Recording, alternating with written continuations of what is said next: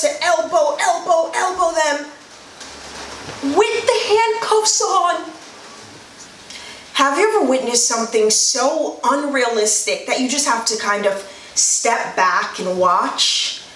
Well, recently I got myself implicated into this situation that it's just so unbelievable that I felt like I had to share it.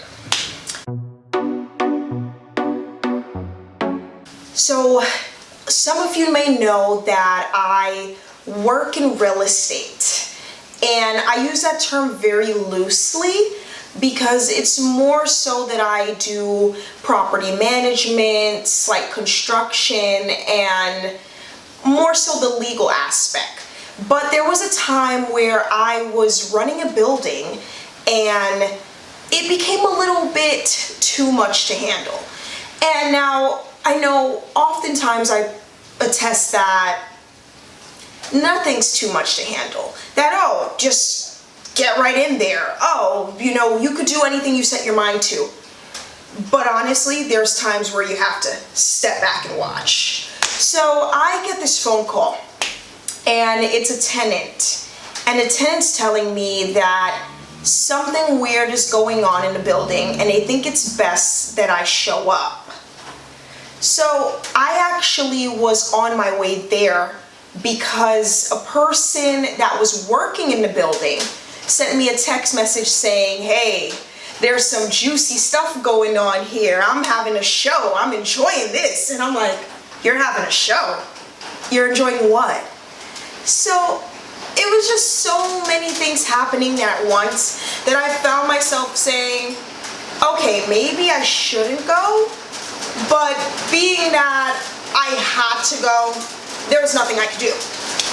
So I drive up to the location and I'm sitting in the car when I get another text, and this one's a photo.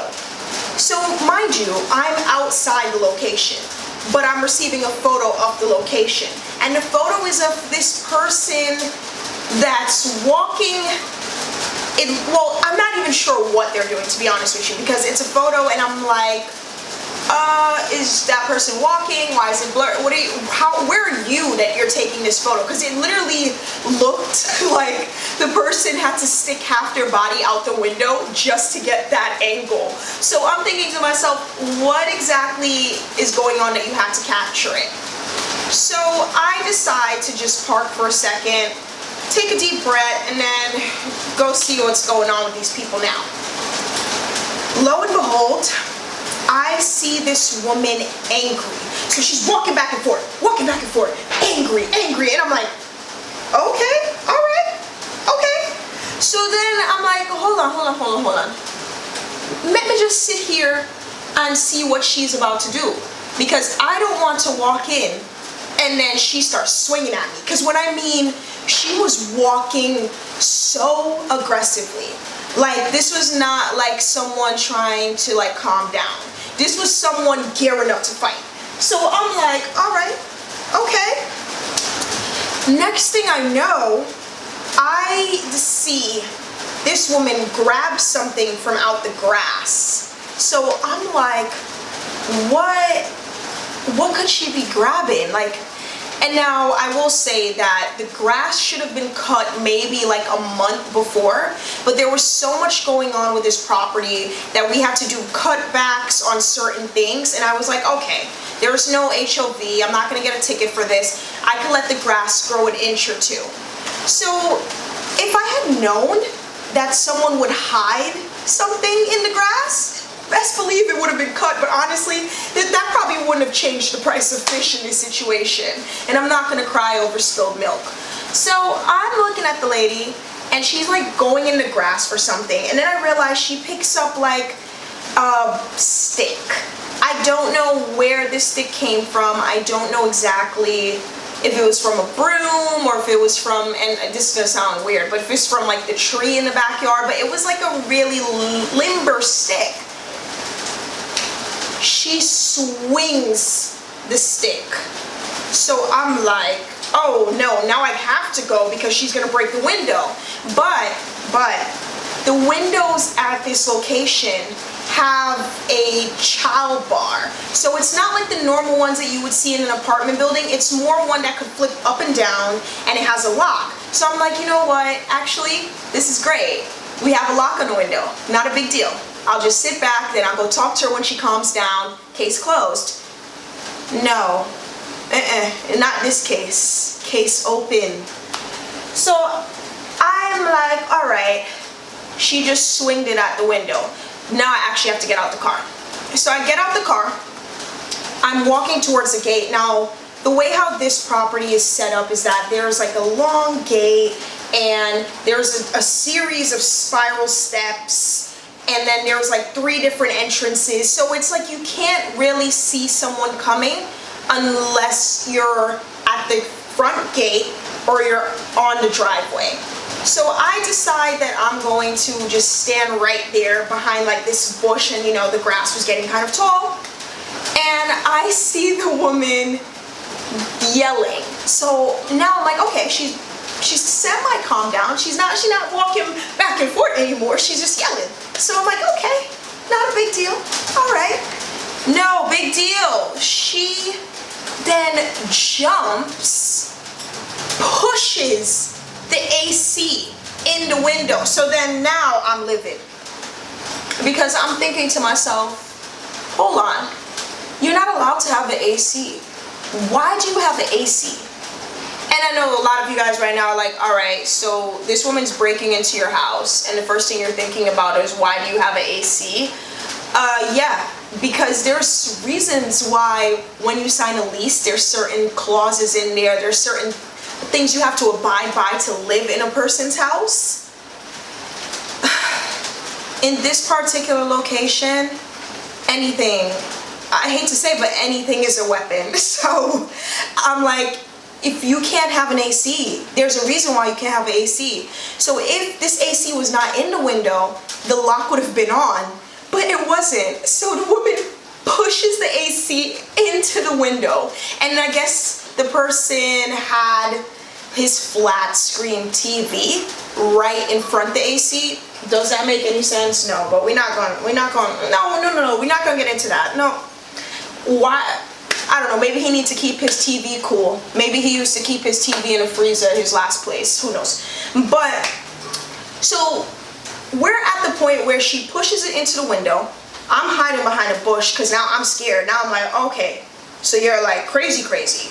You're not like, I calm you down crazy. You're like, I'm going to the clinic tonight crazy. Yeah. So, then she climbs in. And you guys are like, wait, what? No, you missed something. What? Wait, huh? Yeah. She pushes the AC, which knocks over the television, and then she climbs in. Like, and mind you, this window is being held up by 2 sticks and the AC. So I did know that this person needed his balance changed in the window, and we were doing that, I think, like 2 or 3 days later from that time. And he never said anything about an AC, nor about anyone else being there with him. So I had no idea any of this was going on. So then when I see her climb in, I'm like, wow. Next thing you know, I see 3 people run out the side door. And none of these 3 people are her. So I'm like, okay, I'm gonna go in through another apartment that has access to that apartment, and I'm gonna lay low, wait it out in the hallway, call the police, and then find out what happened. When I get upstairs, my employee tells me that she heard a full conversation. She actually caught pieces of the conversation on camera, but it's like her pressing it against the wall, and you're hearing the person say, no, you're with him, you're in bed with him, and I'm like, are you in bed with who? So then, this is why sometimes it pays off to have someone that's managing what you should be managing, because I never had the time to like listen to this full conversation. And this woman, she was just like, yeah, I had time. I did everything I had to do. So I heard the full tea. And she tells me basically, this lady, let's call her Mary. Mary, who climbed into the window, came home. Mind you, she's not my tenant. She doesn't legally live there, but she came home and found her boyfriend in bed with both a woman and a man. And she knows this woman and man. They are her friends. So she starts to go crazy. And she starts to talk about how she's gonna break the microwave. The microwave doesn't belong to this guy. The microwave is part of the apartment. It's part of the furniture that came with the place. Everything in this place does not belong to this man, minus his clothes and the television and the AC. So Mary finds out that Karen and Jeffrey were in bed with her man. So when she finds out Karen and Jeffrey were there, she decides to come in and act like she's civilized. So she's acting like everything is all great, everything is all dandy, and then she starts to swing. So what do? They say, okay, we don't want to wake up our next door neighbor, so let's go outside and we'll talk about it, we'll figure this out. She's willing to hear him out. They go outside. These three people run in through the other door, lock her out, because all of the grills on this apartment building are like slam locks. So once her key was inside, they locked her out. And that's when I come in and I pull up with the car and see her walking. So I'm listening to the employee and I'm like, okay, so what happened next? And she's like, well, the woman did go off her head. She did start walking back and forth. So that's when I realized, oh, okay, so I've seen everything else. She's like, yeah. So I'm like, all right, maybe I should go down there because it got a little quiet. When I go downstairs, the police are just arriving. And I'm like, yeah, Mary's inside. I did not know that she was staying here. They never got permission for her to stay here. I saw her here one day 2 weeks ago and I haven't seen her since, and there was an altercation. I'm just relaying to the police because, you know, I need the report to send to every, like, let's say this person's person who takes care of his affairs. Next thing you know, I see somebody wobbling down the block. So I'm like, so I'm telling the police, you gotta go. She's getting away. And they're like, we gotta go where, ma'am? I'm like, no, it's her, it's not me, it's her, you gotta get her. And they're like, wait, no, you have to tell us a story first. We can't just go after someone. So I recap the whole story to them and they're like, what? She climbed in through the, what, breaking and entering? What? And they start to tell me all the laws. So now, like I mentioned before, I work in the legal aspect of real estate. So I understand all the laws and the bylaws and everything. That's not what I care about right now. You need to catch her because she broke the whole place down. So I'm just at this point thinking it's just a window and his personal property and whatnot. Police say, okay, well, we're not sure where she is, so let's go inside and check out what happened. We get inside. The glass doors, like the mirrors, she broke the glass mirrors. She broke everything in the kitchen.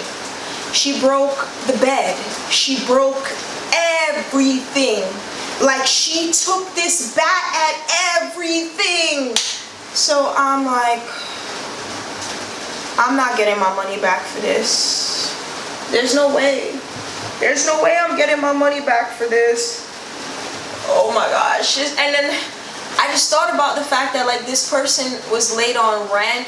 Like everything just started going through my head. I'm like, this person shouldn't have been in this apartment. They were temporarily moved into this apartment while their apartment was being fixed. And I'm just like, why? So then we walk outside and they want me to do the little paperwork like, oh, I saw this, I witnessed that. And I'm like, okay. Then I see Karen and Jeffrey on the corner.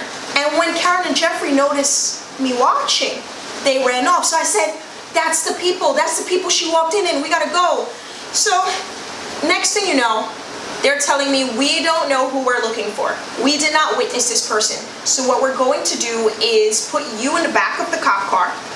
We're not allowed to do this but as long as we lock you in and you can't touch anything in the front, we shouldn't get in trouble. We'll call backup and we're gonna do a surveillance of the neighborhood and see if we find her. So I'm like, okay, not a problem. I get in the back of the car, and this is where I thought I was going to die. This is where, gosh. So I'm in the back of the car, like literally for like 5 minutes at this point. Like it's the shortest amount of time. We find her, it's not a big deal. We make a right, we make a left, the bus is there, and she's the only one at the bus stop. So the police officer cuts off the bus keeps driving, they go to pick her up, they left me in the back, so no one's supposed to know I'm back there. I'm secret detective. Like, I don't even know a better way to put that. I'm like private eye. I'm Sherlock Holmes. You know, I got my binoculars. I'm like, yes, that's her. So I'm sitting in the back and I'm listening. Now, they told me they couldn't leave the car running because I could like crawl through a little crack. I don't know how, but she crawled through a crack. So I guess they thought everyone in this house was crawling through cracks.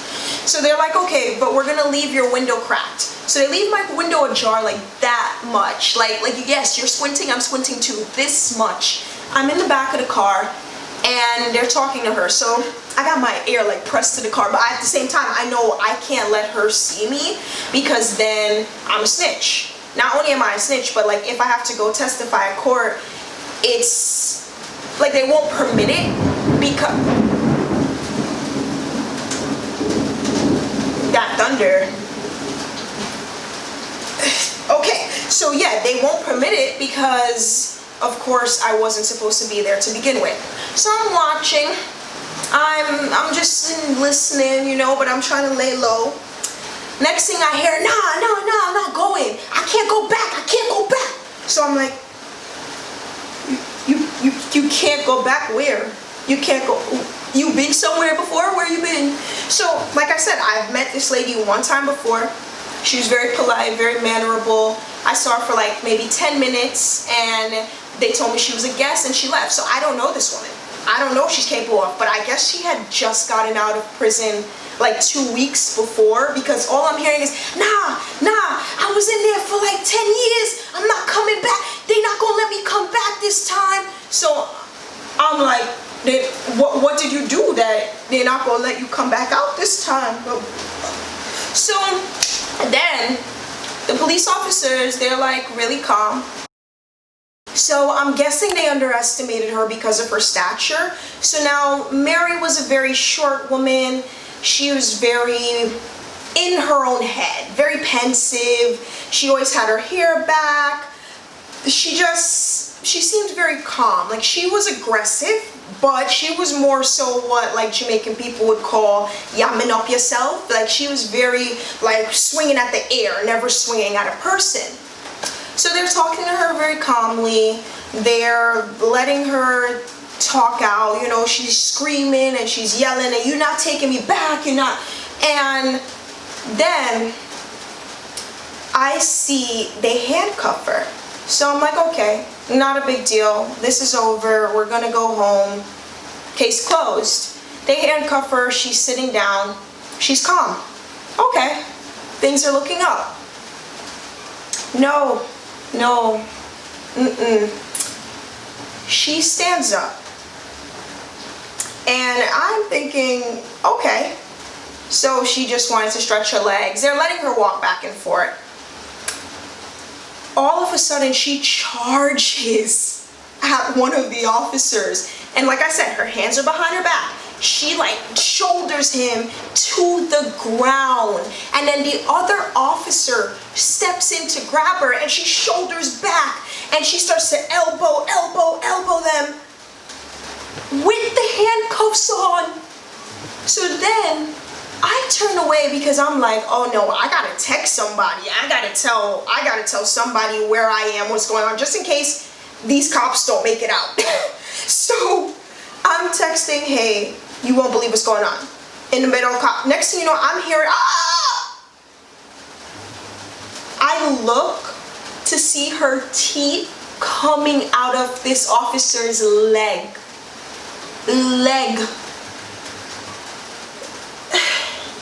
So now I'm like, oh my goodness. So all I hear, she bit me, oh my god, it hurts. And then he kind of like catches his composure and he's like, I'm okay, I'm fine, let's just call backup. They get her seated. Mind you, he was the one that gets bitten, but he's holding her from behind like this, and the other cop comes to the car. So now, like I mentioned before, I'm not supposed to be back here. So he comes to make it seem like he's grabbing like a ticket book or something, and he bends his head in through the driver's side, and he's whispering, hey, you okay? So I'm like, yeah, I'm okay. It's a little hot, like a lot of hot. Can you like turn on the AC? No, I'm sorry, I can't, because we can't have the car running, because then she's gonna know. And then like my supervisor, I don't know if you saw what just happened. I was like, yeah, I know I wasn't supposed to look out the window, but I did, and I saw, oh, okay, yeah, my supervisor, he's coming, and we are both gonna get fired if they know someone's in the back, so I actually have to wind up the windows. You actually have to do what? What? I have to wind up the windows. I'm sorry. We'll be as quick as possible. So now I'm sitting and I'm just like locked up. They won't let me out because she's supposed to be the one locked up, but I'm the one suffocating in the back of the car, and I'm locked up. They won't let me out. Oh, they won't let me out, and I'm just like. And like I'm legit like over exaggerating like how I just was. Like it's just like it gets like I start to get stir crazy, because when I mean 30 minutes, 40 minutes, 50 minutes, and I can't breathe. So at first it was just okay, it's not that bad, and then it's that bad, and then it was like sweat drenching, because this is the middle of August. And then it became locked up. They won't let me out. Oh, they won't let me out. And then eventually they get back in the car. After, of course, backup came and put her in the car and whatnot. They tell me, thank you so much for being here, for pointing her out. And the other officer I noticed is quiet. So I'm thinking, why? Because he was the one that was really talking before. They also switched. So the person that was driving is now in the passenger seat. And this all matters because this is when you really have to start reading mannerisms and seeing when someone's like really trying to keep things in. So this cop then tells me, okay, yeah, she bit me. And I was like, yeah, I know. I'm so sorry that happened to you. Thank you so much for allowing me to point her out. Thank you so much for helping to get her. Because he goes, yeah, no, we're gonna throw a book at her. And then he like dials it back. He's like, actually, no, I can't say that. That's not appropriate. I'm just very upset because it stings. Like I was just being nice to her. I was trying my best. Like I didn't use any force. I didn't touch her. And then she pushes me to the ground and bites. And I'm just like, and mind you, this guy is like maybe 6'2", strapped in, and he's just like, I can't believe she bit me. Like she got me down on the floor like that. And I'm just like, I can't believe it either. I can't believe it's not butter. No, but it was like at the point where it started to get funny, because I'm just like, it's not funny, but it's funny because I did not expect it myself. So this is where I'm going to end the story. If you guys enjoyed this, please like below, share it, and leave a comment if you want part 2, because this story does continue. He takes me back to my house. Some other stuff happens. We later find out some other juicy things, and then there's the court case. Yeah, there was an actual court case that took place. So if you want that story, please comment below. Just write part 2, share it. Thank you so much for watching this video. See you in the next one.